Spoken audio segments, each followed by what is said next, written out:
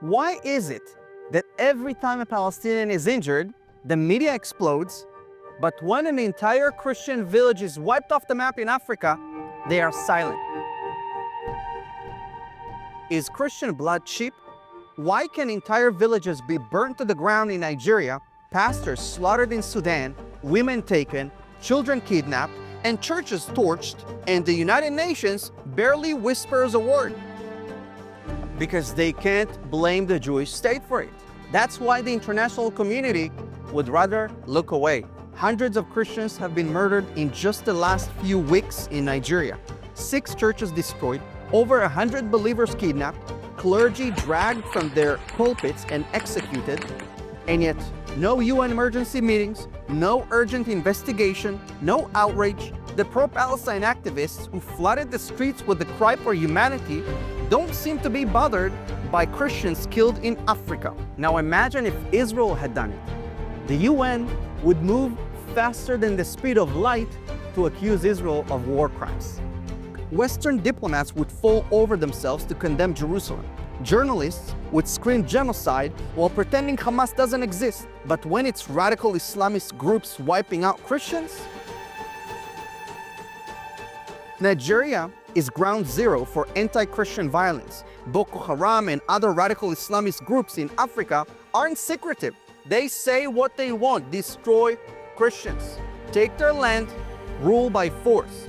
Fulani militants turned Christian villages into graveyards. Between 2019 and 2023, they were responsible for more than half of recorded Christian deaths in Nigeria. That's not a dispute, that's not a conflict, that's persecution.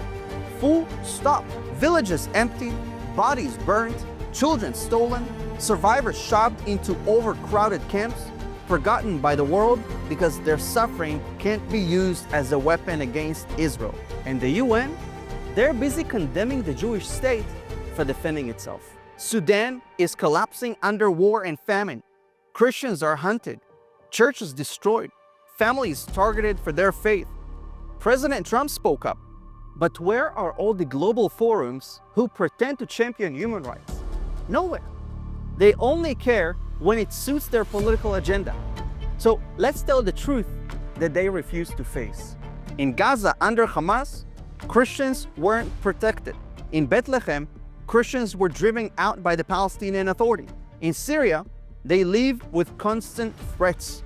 In Iran, they're thrown into prison. But in Israel, Christians are safe. Their churches thrive. Their communities grow. They have freedom, real freedom.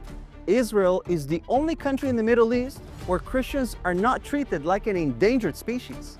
So when activists scream about liberation, but ignore the slaughter of Christians across Africa, then ask them, where were you when churches burnt in Nigeria? Where were you when pastors were executed in Sudan? And where were you when Christian girls were taken and never seen again? If your voice only activates when you can blame Israel, you are not defending human rights. You are playing politics with human lives. Christian lives matter. African Christians are not disposable props for political narratives. Their blood is precious to God, whether the United Nations cares or not. It's time to stand up.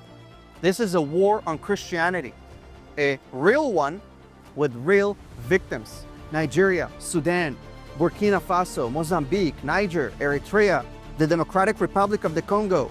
Across the continent, Islamic extremists are rising, expanding, murdering.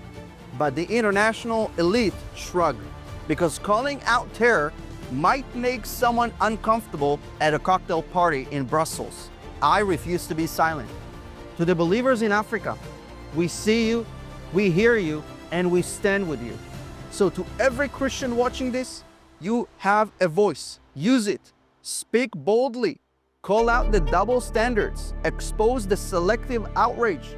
Don't let the suffering of our brothers and sisters be erased just because it makes powerful people uncomfortable. Silence is not compassion. Silence is betrayal. And we are done being silent.